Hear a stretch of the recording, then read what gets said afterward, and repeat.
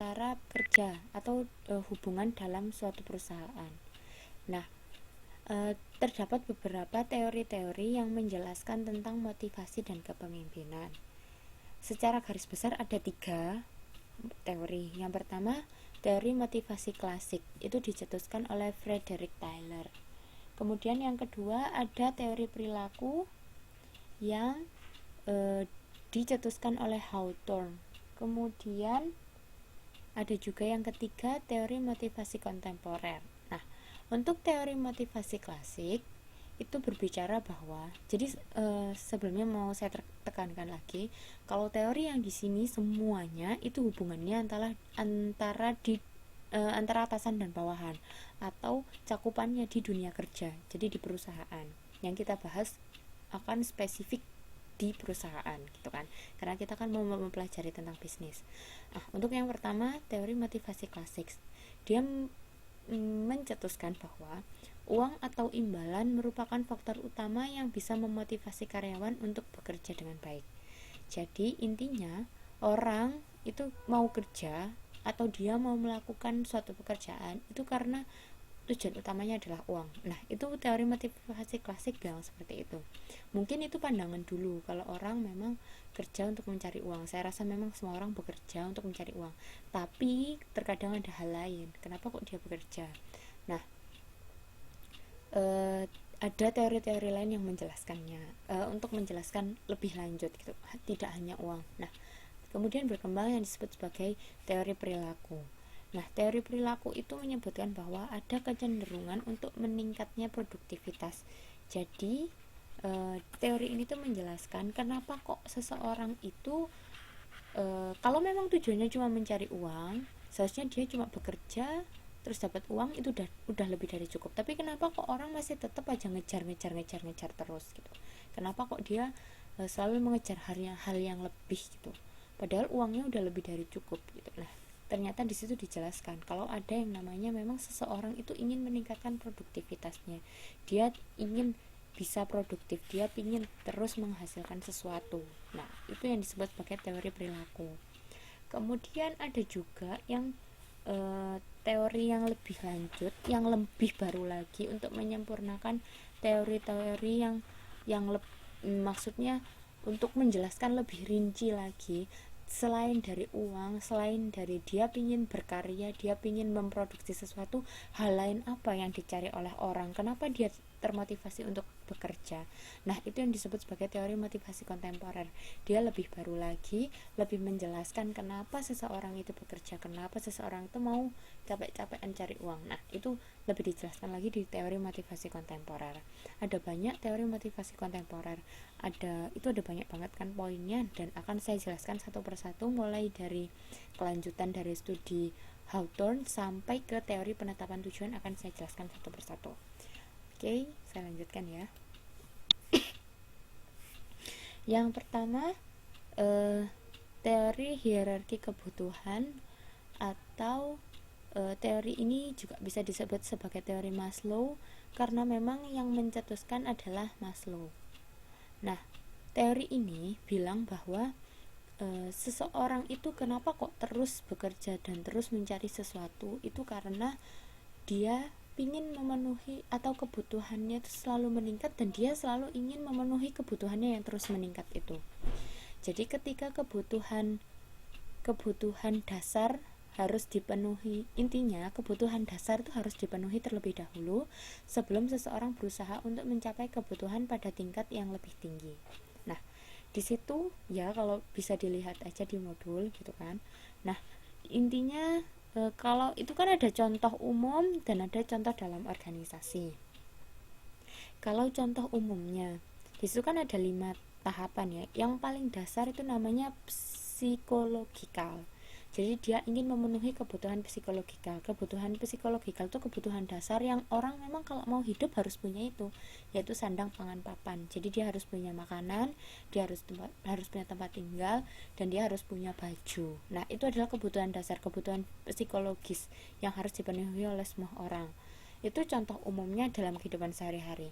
Tapi kalau dalam organisasi, ya tentu dia bekerja untuk gaji. Tapi tidak hanya gaji, dia juga mencari hal lain selain gaji. Kemudian dijelaskan setelah dia memenuhi psikologikal, setelah dia punya gaji, dia akan mencari yang namanya safety atau keamanan. Nah, kenapa kok dia mencari keamanan? Keamanan tuh contohnya kalau di dalam contoh umumnya dia adalah pertemanan. Dia pingin punya teman, dia bekerja pingin punya teman, dia pingin punya ada orang yang diajak ngobrol supaya sehari-hari hidupnya lebih berwarna kayak gitu kan. Atau dia juga pingin aman. Kenapa kok dia bekerja? Karena dia pingin nanti waktu tua dia punya pensiun gitu. Kemudian setelah dia memenuhi tahapan itu, dia lebih lanjut pindah ke level yang selanjutnya, yaitu disebut sebagai level sosial. Di situ dia pingin mendapatkan suatu status. Kayak misalkan, mungkin kalau dengan cara kita bekerja kan dipandang lebih mandiri, kita dipandang sebagai seseorang yang sudah dewasa, gitu kan. Karena kita bekerja, kita tidak lagi memberatkan orang tua. Nah, misalkan kayak gitu. Dia butuh suatu status. Nah, tapi atau dia butuh yang dinamakan sosial, dia diakui oleh masyarakat sekitar. Nah, itu contohnya adalah kalau dalam organisasi teman kerja, karena dia juga butuh teman kerja gitu. Dia ngapain kerja kalau sendirian? Karena dia juga butuh pengakuan dari orang lain. Dia butuh yang adanya teman kerja sehingga kita bisa dihargai oleh teman kerja kita sendiri. Kemudian naik ke level yang lebih lanjut lagi. Kalau dia udah punya gaji, udah punya rencana pensiun, udah punya teman kerja, dia biasanya mengincar jabatan. Kalau dia udah punya gaji, udah lebih dari cukup uangnya, dia udah bisa nabung buat pensiunnya, dia juga punya teman kerja yang oke. Tapi kenapa kok dia masih terus bekerja dan mencari hal yang lebih? Karena dia mengincar yang namanya jabatan, dia disebut sebagai estem ya gitu lah. Nah, dia pingin jabatannya naik, dia nggak mau cuma hanya sebagai karyawan biasa. Aku mau jadi manajer, aku mau jadi bos, suatu saat aku harus punya usaha sendiri gitu. Nah, kemudian kalau misalkan dia udah jadi bos, udah jadi manajer, tapi kemudian dia masih pingin lagi hal yang lebih, karena pada dasarnya manusia nggak ada yang puas kan, dia pingin hal yang lebih, itu disebut sebagai self actualization. Contohnya, dia udah jadi bos, uangnya sudah banyak, dia sudah bahagia, dia sudah enak, tapi terkadang dia merasa jadi bos lo gini-gini aja. Aku mau punya perusahaan sendiri, aku ingin bikin perusahaan sendiri dari nol, aku mau punya perusahaan sendiri, aku mau perusahaanku ini nanti tak bikin ini sukses.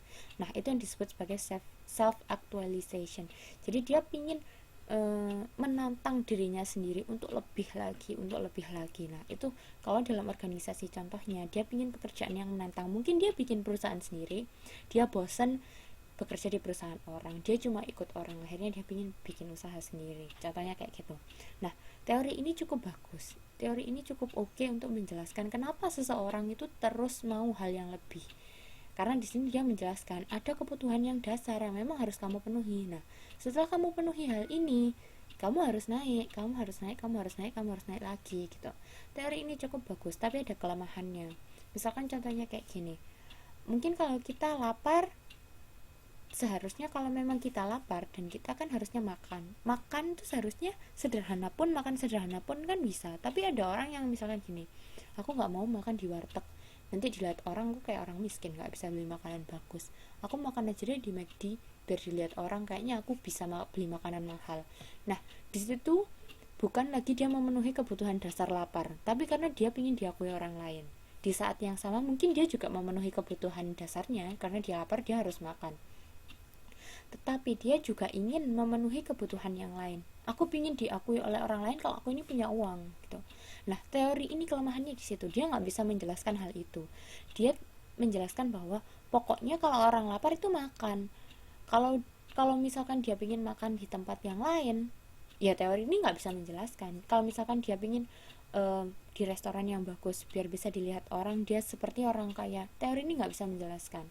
Karena teori ini hanya bisa menjelaskan ketika orang lapar itu makan, itu kebutuhan dasar, sudah titik.